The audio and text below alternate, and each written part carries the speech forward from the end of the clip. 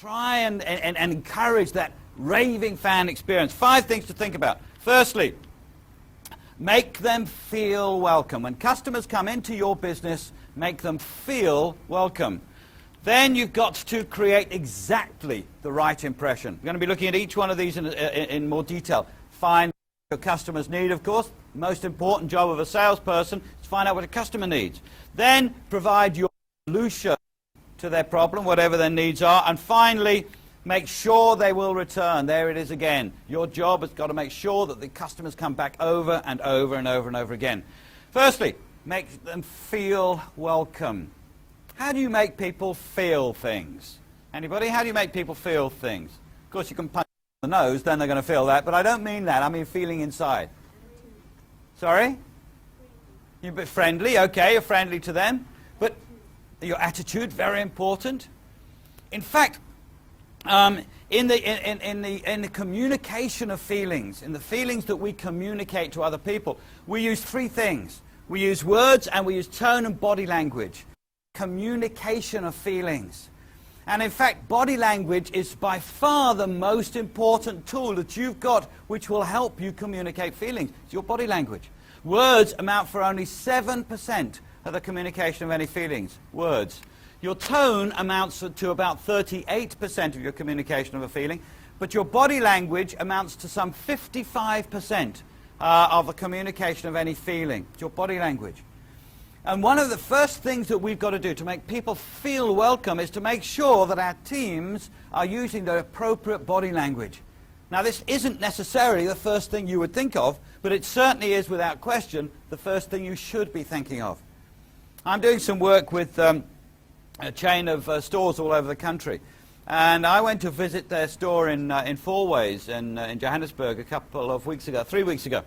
And this is the first time I've been into this particular store. It was about 4:30. They were probably just about thinking about closing up.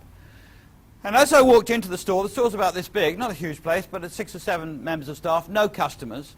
I walked into the store. They didn't know who I was. I just walked into the store, and I looked at the members of staff, and each one of them was standing on his own with his arms folded like this, pretty much leaning up against a counter or something like that. Now, I just had a look around there. I like to do that when I walk into places, get a feel of the place, try and capture a picture, a still picture in my mind. And I had a look around there. I wish I'd had a camera because it was so cold, the atmosphere there. Had I been a customer, walked into a place like that, I would have just looked up, looked around, turned around, and then walked away again because the place was so cold. First thing you've got to think about when you're facing your customers is to make sure your body language is warm, open, friendly. Folding your arms is not a great thing to do to make your customers feel welcome in your business. They've got, don't worry about your arms folded now, it's okay.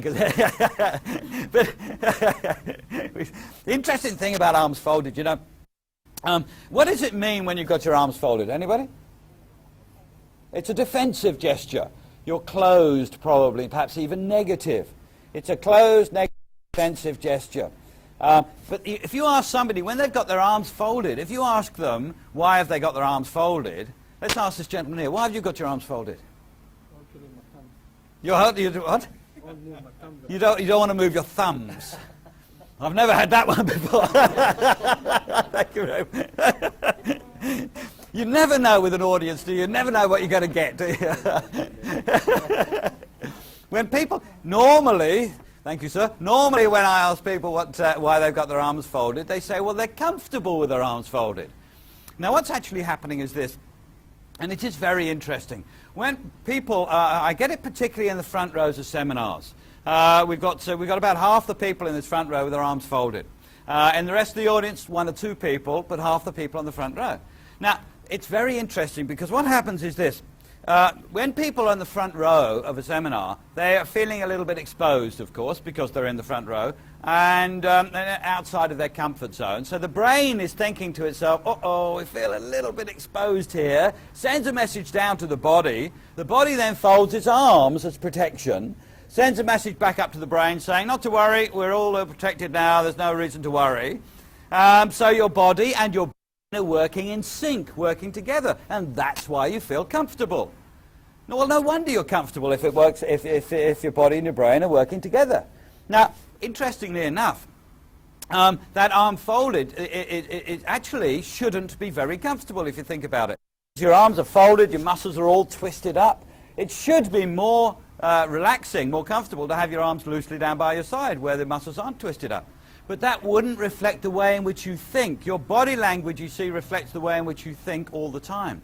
And if those people in that shop I was telling you about, if I'd gone around to ask each individual person, why have they got their arms folded, they would have all said, well, most of them would have said that they're comfortable like that. One or two of them might have said, because I'm hiding my thumbs, and I'm still really not understand that. So they feel comfortable like that, but that doesn't help. The fact is, with your customers, if you fold your arms with your customers see that as a defensive gesture, as a negative gesture. It'll make it more uncomfortable for your customers. So you've got to keep your arms unfolded when you're with your customers. Keep them unfolded at all times. If you feel the need to fold your arms, then run somewhere and do it quickly. And then come back and then unfold them again, because you need warm, open, friendly gestures with your customers. Open gestures, showing the palm of your hands, arms open like this, is a friendly gesture. You'll see speakers using this sort of open gesture all the time. You politicians, for instance, walk around like this for about 3 months just before elections. Have you noticed? Straight after the election, they do this for 4 years, because they don't want your vote, you know, they've got it already. But then the election comes and out pops their palms again. Palm showing is, interestingly, a gesture of trust. And in order to get trust from people, you need to show the palms of your hands. Now, this comes from our ancestors 20,000 years ago. If you can imagine 20,000 years ago, a caveman sitting in a cave, and a stranger comes to the entrance to the cave. Now, the caveman has got to decide whether he can trust that stranger or not. And the first thing the caveman will do...